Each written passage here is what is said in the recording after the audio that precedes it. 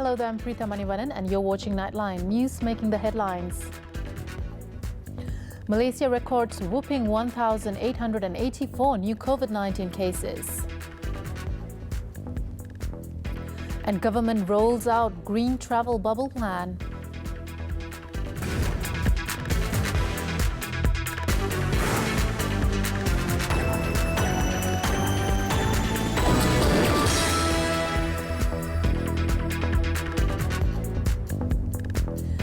Good morning. We'll begin the bulletin with this story. A record high of 1,884 COVID-19 cases were reported on Monday, taking total confirmed infections in the country to 56,659.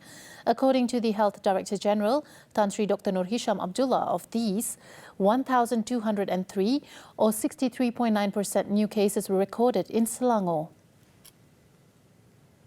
Tiga negeri yang mencatatkan kes tertinggi pada hari ini adalah negeri Selangor, iaitu sebanyak 1,203 kes, iaitu bersamaan dengan 63.9%, diikuti oleh Sabah yang melaporkan sebanyak 289 kes, iaitu bersamaan 3%, dan seterusnya wilayah Persekutuan Kuala Lumpur sebanyak 196 kes, iaitu 10.4%.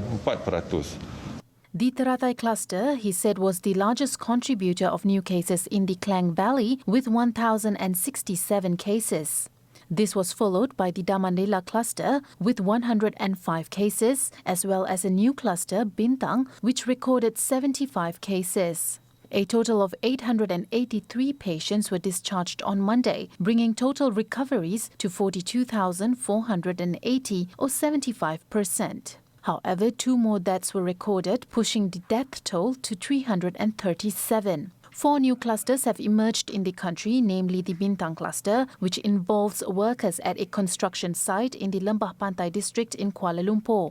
The Indah Mas cluster involves the Titiwangsa and Kepong districts in Kuala Lumpur and Petaling district in Selangor.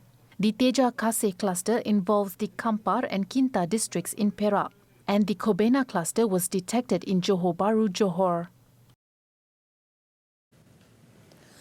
Meanwhile, a total of 28 Top Glove Corporation Berhad factories in Klang will be shut down temporarily to enable the Health Ministry to conduct COVID-19 mass testing, which will be coordinated by the Selangor Security Council Committee and the company's management.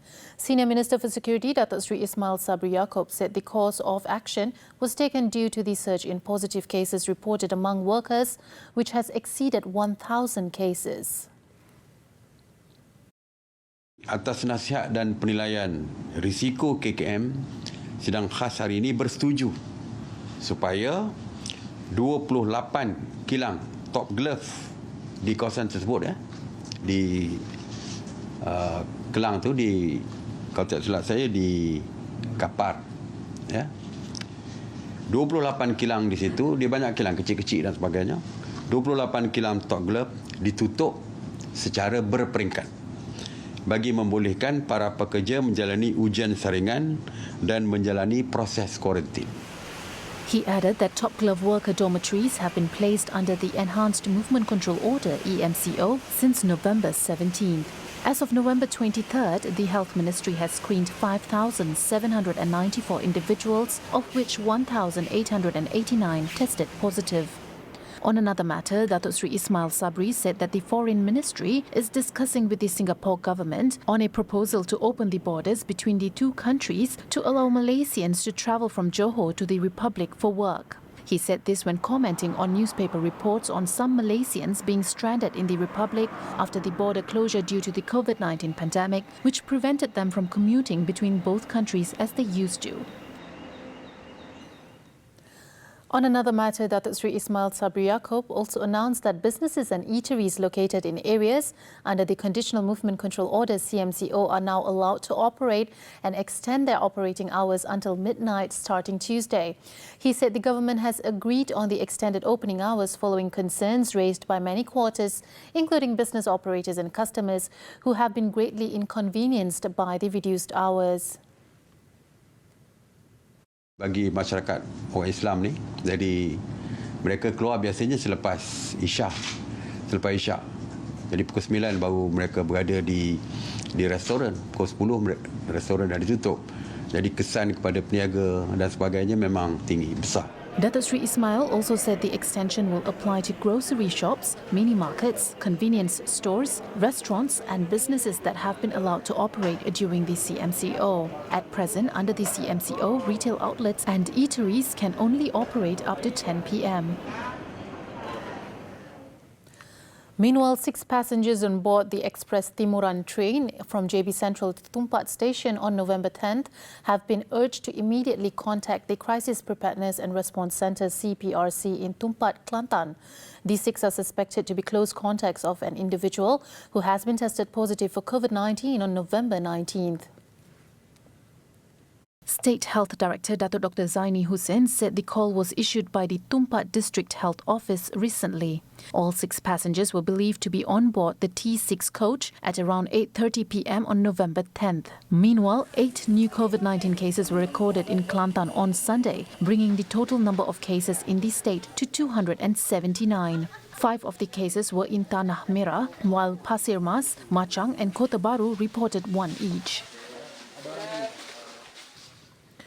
The Tourism, Arts and Culture Ministry, MOTAC, has rolled out a plan for domestic tourism between green zones to reinvigorate this sector, which had been badly impacted by the COVID-19 pandemic. Its Minister, Datuk Sri Nancy Shukri, said the detailed tourism rehabilitation plan will be carried out under 3 main cores, namely to restore confidence in travel, revive domestic tourism and maximize resources.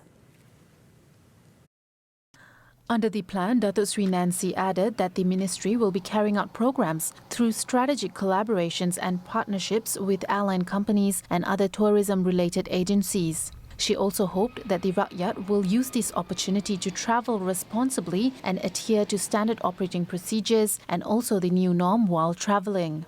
The latest SOP has been updated and available for reference at the National Security Council and the ministry's websites. Among the updated SOP, people travelling between green zones without going through yellow, orange or red zones are exempted from seeking police permission to travel.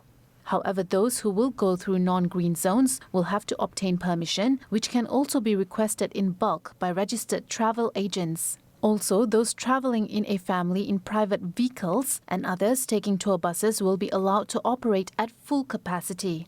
Datuk Sri Nancy added that further announcements will be made soon for international tourism.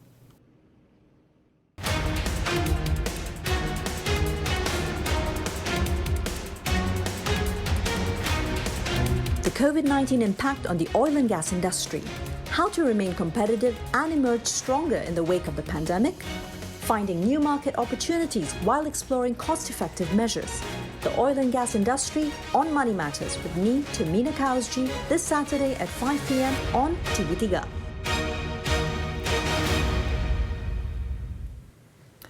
A 20-year extension of Plus Expressway Berhad's toll concession from 2038 to 2058 has yet to be finalised. Deputy Works Minister Dato' Edin Shazli said a memorandum would be presented to the Cabinet mid-December before any decision is made.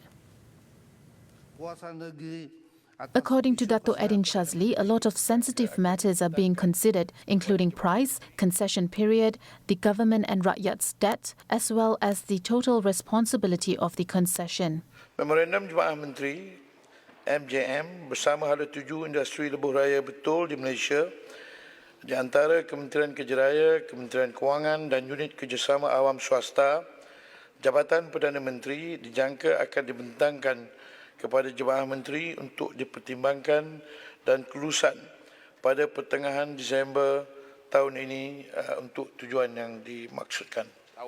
He was replying to a supplementary question from Padang Terap MP, Datuk Seri Madzir Khalid, during question time in Dewan Rakyat on Monday.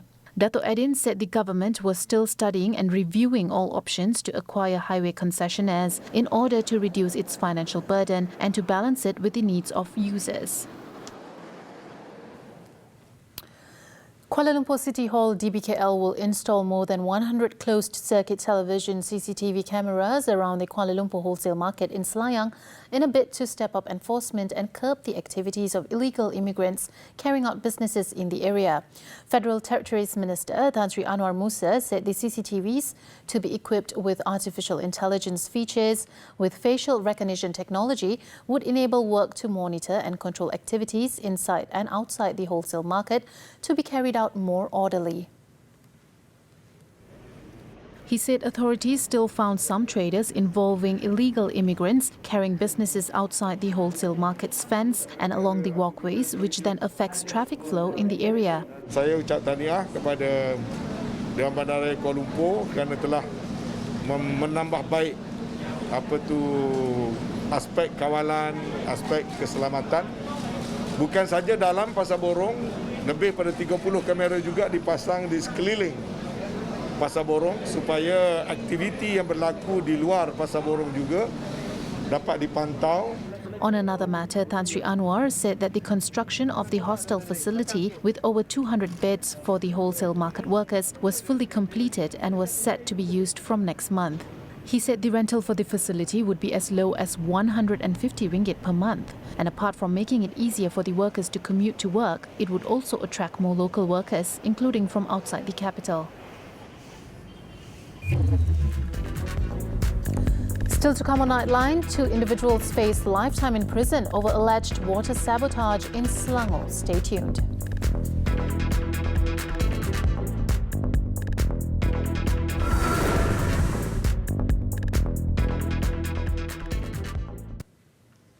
Welcome back. A company director and a road contractor believed to be behind the latest Sungai Selangor water pollution incident are facing a lifetime in prison for sabotaging water services in the state. Both men pleaded not guilty after the charges were read to them before Judge Mazia Johari Muhammad Tajuddin at the Selayang Sessions Court on Monday. The duo, Nathan and Lim Kian Aik, both aged 42, are the first individuals to be charged with the offence under Section 124K of the Penal Code, which carries a life sentence upon conviction. According to the charge sheet, the two had with common intention caused harm to the water services in Selangor at a premises in Taman Vilox, Rawang between November 2nd and 10th. At the same court, Nathan and Lim also claimed trial to 5 other counts under the Water Services Industry Act and the Environmental Quality Act. If convicted, the offences provide fines of up to 100,000 ringgit, imprisonment not exceeding 5 years, or both, as well as further 1,000 ringgit fine for every day the offence is continued. The court granted them 50,000 ringgit bail with additional conditions, including surrendering their passports to the court and reporting themselves to the nearest police station once a month. The case will be up for mention on January 8th next year. Over in Kedah, 4 Indonesian contract workers were charged in the Sungai Petani Sessions Court on Monday for causing pollution in Sungai Muda 2 weeks ago. However, no plea was recorded from the 4 men as they did not understand the charge that was read out to them before Judge Azman Abu Hassan. Following this, the court set December 22nd for mention to get an interpreter to read out the charge against them in the Indonesian language. The accused, Dedi Hardianto, Bestian, Andika Saputra and Adi Pitria, all in their 30s, were alleged to have jointly committed mischief by causing a diminution in the supply of water by polluting Sungai Muda, which indirectly led to the closure of the water treatment plants in Jeniang Baru, Jeniang Lama and Sungai Pau in Gurun. The offence was allegedly committed at Jalan Kalai Gajah Puteh in Sik on November 12th. They face imprisonment for up to 30 years, a fine, or both if convicted under the Penal Code. The court allowed them bail of 50,000 ringgit with local surety each. The Indonesian men, all unrepresented, were also ordered to surrender their passports and work permits to the court, as well as report themselves at the Sik police station on the 23rd of every month. A forex investment scam syndicate was smashed by police with the arrest of 10 individuals, including the group's mastermind known as Joe Kedah. The suspects, who have been active since last year, were believed to have caused over 20 million ringgit in losses with their fraudulent activities. Bukit Aman Commercial Crime Investigation Department CCID Director Datuk Zainuddin Yaakob said the suspects aged between 24 and 42, including an Indonesian woman, were nabbed at 4 separate locations in Kuala Lumpur, Shah Alam, Cyberjaya and Kajang.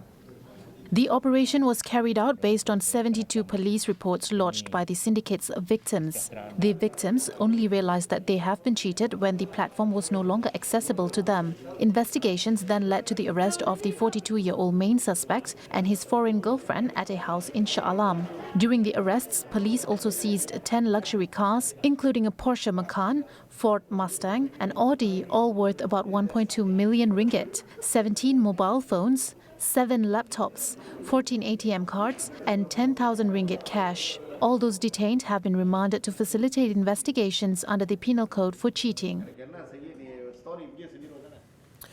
A former Chief Executive Officer, CEO of a public listed company, and his wife, who is also a director of the company, are expected to be charged on Tuesday with allegedly committing criminal breach of trust (CBT) and making false claims amounting to 140 million ringgit. Now, according to a source from the Malaysian Anti-Corruption Commission (MACC), the couple, both aged 63, were arrested after they went to the Graft Busters headquarters in Putrajaya to give their statement on the case at 9:40 a.m. Monday. The man with a Datuk title was alleged to have made false claims worth 8 million ringgit as well as committed CBT totaling 132 million ringgit between 2013 and 2017. The source added the suspect is expected to be charged under Section 18 of the MACC Act and Section 406 of the Penal Code at the Shah Alam Sessions Court on Tuesday morning. His wife is also expected to be charged at the same court with abetting the former CEO. A senior army officer and a former commandant at Universiti Pertahanan Nasional Malaysia UPNM's Military Training Academy were charged in the Kuala Lumpur Sessions Court on Monday with 2 counts of criminal breach of trust (CBT) and misappropriation. The charges read out to them separately before Judge Mahyun Talib were in connection with a non-existent investment scheme amounting to 920,000 ringgit. 57-year-old Lieutenant Colonel Azman Muhammad Yassin, who is the director of the academy, and 63-year-old Army retiree Brigadier General Datuk Muhammad Adkal Solahuddin pleaded not guilty to both the charges. They were accused in their capacity as the Academy's director and commandant respectively of committing CBT by approving payment of 500,000 ringgit and 420,000 ringgit belonging to the Academy Welfare Fund for investment through an unregistered and invalid finance institution. The offences were allegedly committed at the Academy at Camp Perdana Sungai Besi between August 3rd and September 23rd, 2016.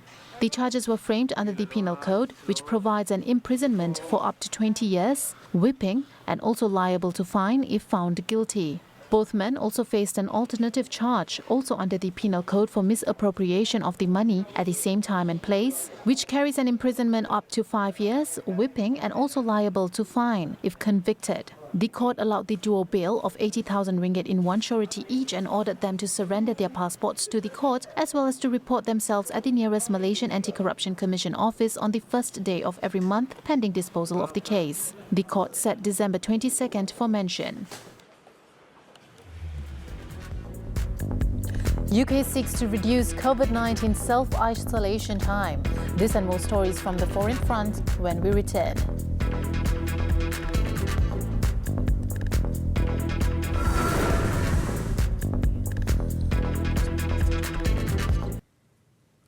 Onto the foreign front, officials at the Group of 20 summit meeting released a closing statement on Sunday that served as perhaps the Trump administration's final reminder of the gulf between the United States and its allies on handling global threats such as the COVID-19 pandemic and climate change. In its statement, the group emphasized what it called the important mandates of the United Nations systems and agencies, primarily the WHO, referring to the World Health Organization, an agency Trump announced a withdrawal from in July, threatening to cut off one of its largest sources of funding. The statement, released after a 2-day virtual meeting hosted by Saudi Arabia, also said the group supported strengthening the WHO's overall effectiveness in coordinating and supporting the global response to the pandemic and the central efforts of member states. Overall, the communique offered little in terms of any breakthrough announcements beyond general appeals for more global cooperation and affordable and equitable access to therapeutics and vaccines. The lack of more significant initiatives underscored how difficult it is for the G20 to carry out an agenda when the United States is indifferent, where Trump skipped part of the summit to play golf, or even hostile to many of its positions, even during a pandemic that has killed more than 1.3 million people globally. 2 people died and multiple others were injured in a stabbing incident Sunday night at a church in California. According to police, the church was being used to shelter homeless people from the cold weather. Police said there were no services going on at the Grace Baptist Church in San Jose at that time, but that people without homes had been brought into the church to get them out of the cold. Authorities added that it was unclear exactly how many people were wounded, but some of the injuries were life-threatening. San Jose Mayor Sam Liccardo initially tweeted that a suspect had been arrested, but police later said no arrest could be confirmed. Over in the United Kingdom, daily coronavirus tests will be offered to close contacts of people who have tested positive in a bid to cut the 14-day quarantine. According to Health Secretary Matt Hancock, under the government's new plan, people will be offered the opportunity to be tested every day for a week, and as long as they test negative, they will be able to go about their normal lives, rather than automatically isolating for 14 days. Currently, those deemed to have been in contact with a COVID-19 positive person are required to isolate for 14 days. It is understood that the scheme is being trialled in Liverpool starting from this week. Earlier on Sunday evening, the UK government made several announcements on testing, including that mass testing will be introduced in all England's Tier 3 areas, the highest alert level.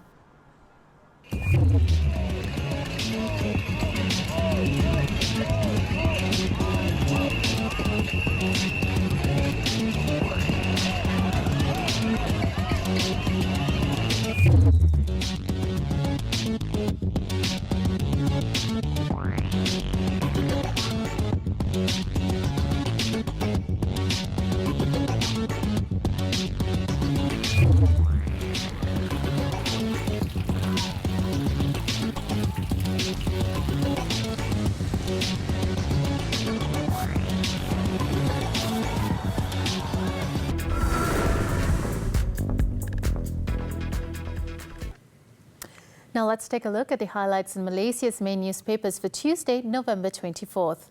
The New Straits Times underlines experts' call to replace the Conditional Movement Control Order with TEMCO and EMCO in specific areas. Now, Malaysia's best-selling Malay newspaper, Harian Metro, features a report on local villagers in Sabak Bernam, Selangor, who have been mysteriously haunted by a knocking door in the middle of the night. 2 individuals facing lifetime prison over alleged water sabotage in Selangor is among the top stories featured on the front page of Berita Harian. And finally, the Malaysian Reserve focuses on UiTM's decision to reassess 600 part-time lecturers after its funding was slashed under 2021 budget. Don't forget to get your copies or subscribe to the online newspaper. In the United Kingdom, famous light sculptor Peter Walker has spread some seasonal cheer by illuminating some of Oxford's most famous buildings as part of a spectacular light display in a mesmerising 45-minute light show last week. The artworks were projected over 2 nights on Oxford's most iconic structures, including Christchurch Cathedral and Oxford University's Radcliffe Camera. Let's take a look. I'm Pritha Manivannan. Thank you for tuning in and take care.